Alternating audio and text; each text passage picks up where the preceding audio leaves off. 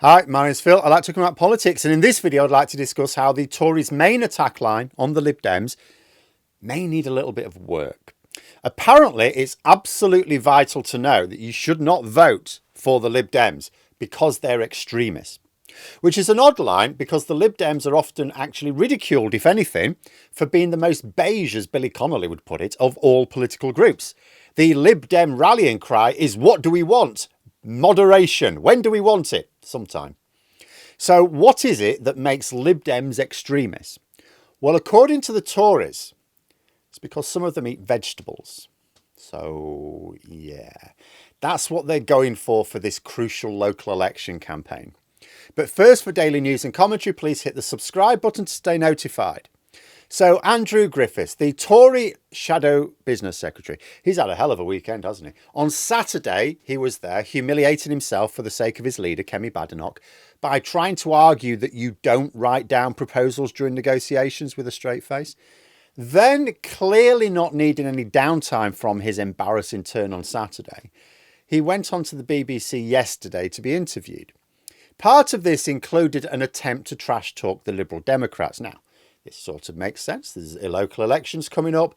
Labour are mostly focusing their campaign on the positive changes already evident in NHS and community policing, where they're throwing attack lines out. It's actually against Nigel Farage and Reform UK, not really so much the Tories. So it's clear where Labour see their major electoral threat right now. But the Tories have threats everywhere. Labour are a threat to them because they're fixing what they broke. Reform are a threat to them because to a right-wing voter, they sort of look similar, but without the track record of failure. Although the Tories are struggling for some reason to attack Reform UK. But the Lib Dems are also a major threat to the Conservatives. And unlike with Labour and Reform UK, the Lib Dems haven't done anything unpopular like Labour, nor have they any unpopular associations like Reform UK. But they are a major threat to moderate Conservative votes. So the Tories need to come up with something. Now, usually you would attack the Lib Dems for actually being a bit boring. I wondered if they might have attacked Davey for his suggestion we apply retaliatory tariffs on the USA. That has not turned out to be too good advice. Quite an easy line to attack, though maybe not a particularly big issue when it comes to local election voting, which is mostly about bins and potholes. But it seems Griffith had another idea. Let's label the Lib Dems as extremists. He called them extremists, which is an odd play. It's not unlike trying to claim that Gandhi, famous for leading the world's most peaceful protest, was a terrorist. But it's the nature of the extremism that was hilarious. He tried to say that the Lib Dems are extremists, partly on the basis of supporting 4-day working weeks, but mostly on the basis that some of them are vegans. Sorry, what? Veganism is extremism now, is it? So why didn't the Conservatives, who remember, were recently in government, why didn't they ban Quorn from sale if it's a threat to national security and societal cohesion then? How come they didn't list as a condition for being picked up by the Prevent Anti-Extremism programme someone buying Quorn sausages from Tesco's? Because that would sound like an obvious policy to adopt if you really thought this was a matter of national interest, right? But of course, they're not serious anymore, are they? This has been going on for a while, attempting to pursue culture wars with food. First, it was avocados, then tofu. Then it was chicken sandwiches. Then Badenoch decided it should be all sandwiches that are woke. Actually, she said they don't even exist. Kind of like Brexit benefits then. Now meat substitutes are fueling extremism. Griffith tried to link this to the local elections by saying, oh, you see, what happens, is when the Lib Dems get control of local councils, they promote veganism. Now, I have no idea whether they do or don't, but let's say it is. Let's say it is a fact. Do they force veganism on people? Like, are there councils where butchers and fishmongers have been forced to close or even just charged extra business rates or, in some other way been targeted by Lib Dem councils?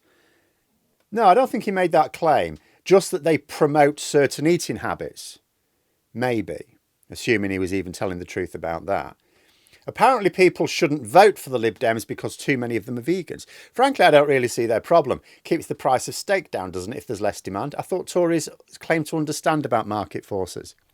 And Griffith was saying all this with a straight face, just like on Saturday. Now, the way I'm discussing this may sound like I'm ridiculing the Tories, but there is also like a semi-serious point here. What it's showing is that the Tories, they sort of understand some elements of the political game, but not how to play it.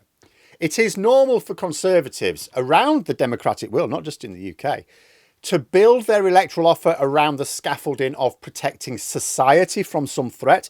Really very common. We certainly saw it with Trump. The threat tends not to be real, which is why they get a monopoly on it. It's why more sensible political groups generally don't make a big deal of these policies.